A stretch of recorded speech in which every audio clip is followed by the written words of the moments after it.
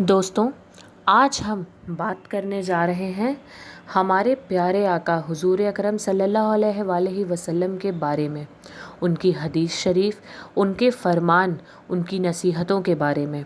उन पर अमल करके हम अपनी ज़िंदगी और आखिरत को किस तरह संवार सकते हैं।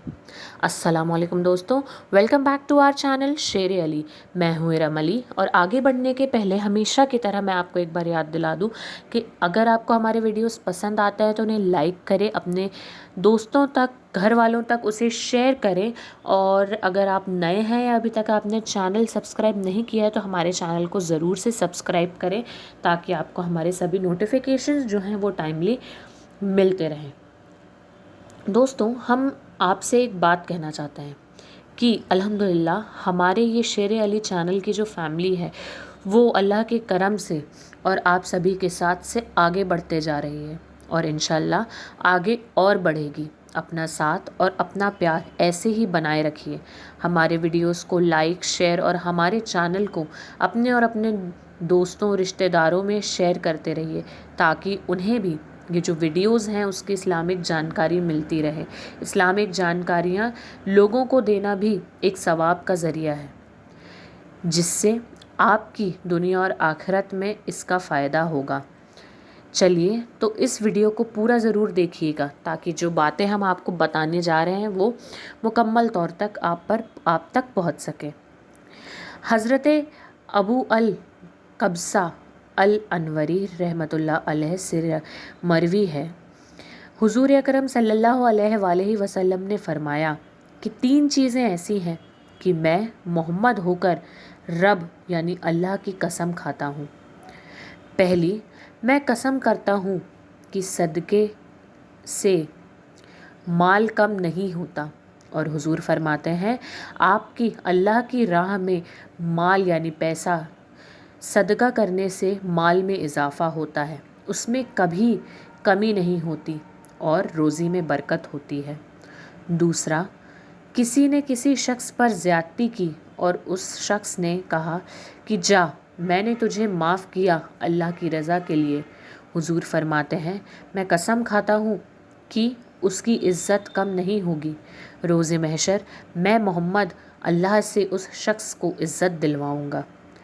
तीसरा, हुजूर फरमाते हैं जब कोई शख्स सवाल का दरवाज़ा खोलता है, मतलब मांगने लगता है, भीख या मदद मांगता है, मैं मोहम्मद कसम खाता हूँ कि अल्लाह उस पर मोहताजी का दरवाज़ा खोल देता है।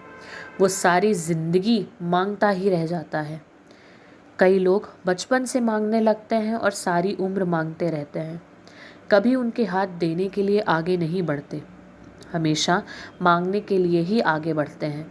अल्लाह और उसके रसूल सल्लल्लाहु अलैहि वसल्लम ऐसे लोगों को पसंद नहीं फरमाते। हमेशा कर्ज़ मांगना भी एक अच्छी आदत नहीं होती। मांगना है तो अपने रब से मांगो, हुजूर सल्लल्लाहु अलैहि वसल्लम के सदक़े मांगो, उस दर से सब कुछ मिलता है। बस तुम अपने रब से मांगना तो सीखो। अब हम जानेंगे कि फरमाने हुजूर सल्लल्लाहु अलैहि वसल्लम का सवाल यानी भीख मांगने के मुतालिक आपने क्या फरमाया है। किसी से सवाल करना या भीख मांगना या मदद मांगना जायज़ है और किससे सवाल करना जायज़ नहीं है। सही मुस्लिम में आप एक हदीस में रिवायत है कि हुजूर अकरम सल्लल्लाहु अलैहि वसल्लम ने फरमाया 3 लोगों का सवाल करना जायज़ है और बाकी सब का नाजायज़। पहला, वो शख्स जो किसी का ज़मीन हो और उस पर ज़मानत पड़ जाए, जिसकी वो अहल ना हो, वो अपनी ज़मानत की हद तक मांग सकता है और फिर रुक जाए। दूसरा, वो कि उसे ऐसी आफत पहुँचे कि उसका सारा माल तबाह कर दे, तो वो उस हद तक मांग सकता है कि वह पाँव पर दोबारा खड़ा हो सके। तीसरा, वो शख्स जिसे फाके की नौबत आ गई हो, यहाँ तक कि उसके कौम के 3 लोग गवाही दें कि फ़लाँ को फाका पहुँचा है, उससे सवाल करना जायज़ है, यहाँ तक कि उसकी मोहताजी दूर ना हो जाए। हुजूर ने फरमाया उन लोगों का सवाल करना जायज़ है और उनके सिवा जो सवाल करता है یا سوال کر کے کھا رہا ہے وہ حرام کھا رہا ہے۔ مگر یہ بات بھی سچ ہے کہ ہمارے پیارے آقا نے مصیبت زدہ شخص کے مانگنے پر مکمل طور پر پابندی نہیں لگائی ہے۔ یہ بات بھی سچ ہے کہ اسلام میں بھیک مانگنے اور سوال کر کے کھانے سے زیادہ بہتر محنت، مشقت اور حق اور حلال سے کھانے پر زیادہ زور دیا گیا ہے۔ آپ پر کئی مجبور ہیں، تب ہی آپ سوال کرنے یا مانگ کر کھا سکتے ہیں۔ بھیک مانگ کر کھانا اور اس سے اپنا پیشہ بنانے والے اور ایسا کام جو خاندانی مان کر کرتے ہیں وہ غلط کرتے ہیں۔ سہیل بن حماد رضی اللہ تعالیٰ عنہ سے روایت ہے کہ حضور اکرم صلی اللہ علیہ وآلہ وسلم نے ارشاد فرمایا کہ جس شخص نے سوال کیا اور اس کے پاس اس قدر مال ہے کہ اس کو غنی کر دے تو وہ اس سوال کے ذریعے آگ کی کثرت طلب کر رہا ہے۔ اب ہم یہ جانیں گے کہ کیسے حضور اکرم سرور کائنات صلی اللہ علیہ وآلہ وسلم نے اس شخص کو محنت مشقت کر کے کھانے کی ہدایت دی جس نے ان سے سوال کیا تھا جبکہ وہ شخص صحت مند تھا۔ حضرت انس رحمۃ اللہ علیہ روایت کرتے ہیں کہ ایک انصاری نے آپ سے سوال یعنی بھیک طلب کی، تب حضور اکرم صلی اللہ علیہ وآلہ وسلم نے فرمایا کہ تمہارے گھر میں کوئی چیز ہے؟ تو وہ کہنے لگا کہ ہاں ہے، ایک ٹاٹ اور ایک پیالہ ہے۔ حضور صلی اللہ علیہ وآلہ وسلم نے کہا جاؤ اپنے گھر اور وہ چیز لے کر آؤ۔ اس شخص نے وہ دونوں چیزیں حضور صلی اللہ علیہ وآلہ وسلم کی بارگاہ میں لے آیا۔ حضور صلی اللہ علیہ وآلہ وسلم نے ان دونوں چیزوں کا اپنے ہاتھوں میں لے کر فرمایا کون ان دونوں چیزوں کو خریدنا چاہتا ہے؟ ایک شخص نے کہا میں 1 درہم میں اسے خریدتا ہوں۔ 1 درہم سے زیادہ کون دیتا ہے؟ آپ نے یہ بات 2-3 بار دہرائی، تب ایک شخص کہنے لگا کہ میں ان چیزوں کو 2 درہم میں خریدتا ہوں۔ آپ نے ان صحابی سے 2 درہم لے کر سامان اس آدمی کو دے دیا، پھر اس 2 درہم کو اس انصاری کو دے کر کہا 1 درہم سے اپنے گھر والوں کے لیے کھانا خرید اور 1 درہم سے کلہاڑی خرید کر میرے پاس آ۔ جب اس نے بازار سے کلہاڑی خرید کر حضور کے پاس لایا، آپ نے اپنے ہاتھوں سے اس میں لکڑی کا دستہ ٹھوکا، پھر آپ نے فرمایا جنگل سے لکڑیاں کاٹ کر یہاں لا کر بیچا کرو، 15 دن بعد یہاں میرے پاس واپس آنا۔ 15 دنوں کے بعد جب حضور کے حکم کے مطابق وہ شخص آپ کی بارگاہ میں حاضر ہوا اور اس نے یہ بتایا کہ اس نے 10 درہم جوڑے ہیں، اس نے کہا کچھ۔ اس کے یہ کہنے پر حضور نے فرمایا کہ کچھ درہم کا کھانا خریدو، کچھ کا کپڑا اور کچھ کا گھر کا سامان، اور اچھی حالت میں وہ ہو گیا۔ حضور نے فرمایا یہ اس چیز سے بہتر ہے کہ کل قیامت کے دن سوال کرنے کے وجہ سے تیرے چہرے پر برا نشان ہو۔ اس بات سے ہمیں یہ سبق ملتا ہے کہ ہمیں لوگوں کو بھیک دینا یا مدد کرنے سے پہلے اس سے محنت کرنے پر بھی زور دینا چاہیے۔ جو مجبور ہے یا جو کما نہیں سکتا ان کی بے شک مدد کر سکتے ہیں۔ چلیے اب آخر میں ہم آپ کو یہ بتاتے ہیں کہ ایسی کون سی 7 چیزیں ہیں جنہیں حضور نے اپنے گھر میں ہمیشہ رکھنے کی ہدایت دی ہے تاکہ اللہ ہمیشہ آپ کی مدد کرے۔ آئیے جانتے ہیں ایسی کون سی چیزیں ہیں جو حضور صلی اللہ علیہ وآلہ وسلم نے ضروری طور پہ اپنے گھر پر رکھنے کے لیے آپ سے کہا ہے۔ آپ ہمیشہ اپنے گھروں میں ان 7 چیزوں کو رکھا کیجیے۔ پہلی، آب زمزم۔ اگر آپ کو کوئی روحانی یا جسمانی پریشانی ہو تو آپ کھڑے ہو کر اپنا سر کھلا کر کے زمزم کا پانی پیا کیجیے، آپ دیکھیں گے کہ کیسے اللہ کی قدرت سے آپ کو شفا مل جائے گی۔ دوسرا، قرآن پاک۔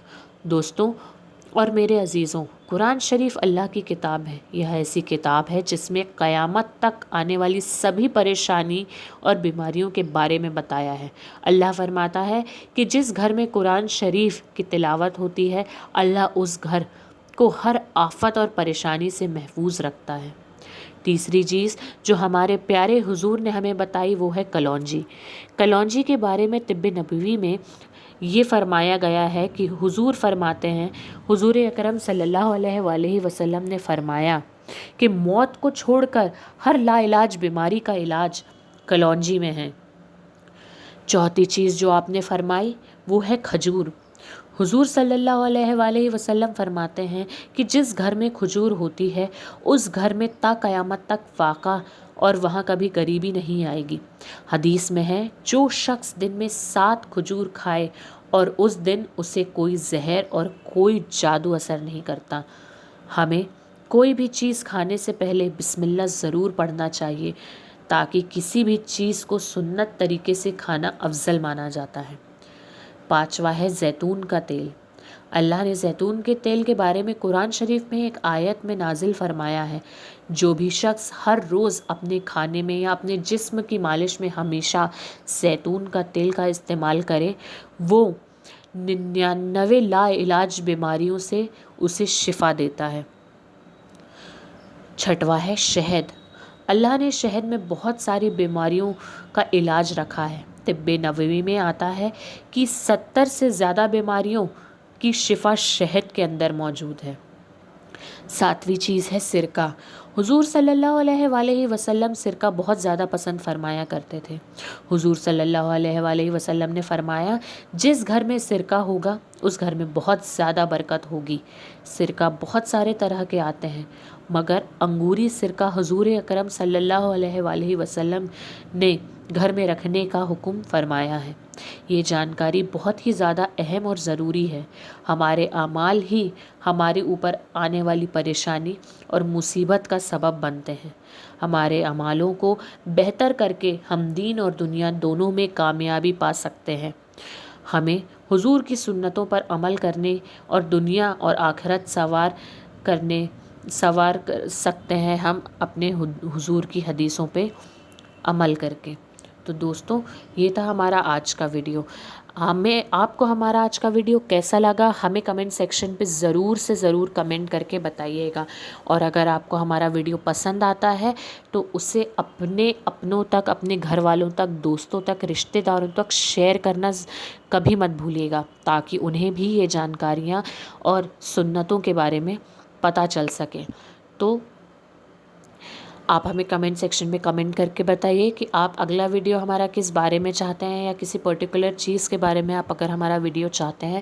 ہمارا چینل بھی ضرور سے سبسکرائب کریں تاکہ سبھی نوٹیفیکیشنز آپ کو ٹائملی ملتے رہیں۔ تو دوستوں، اسی کے ساتھ اب ہم آپ سے اجازت چاہتے ہیں۔ اب آپ سے ملاقات ہوگی ہمارے اگلے ویڈیو پہ، تب تک کے لیے فی امان اللہ۔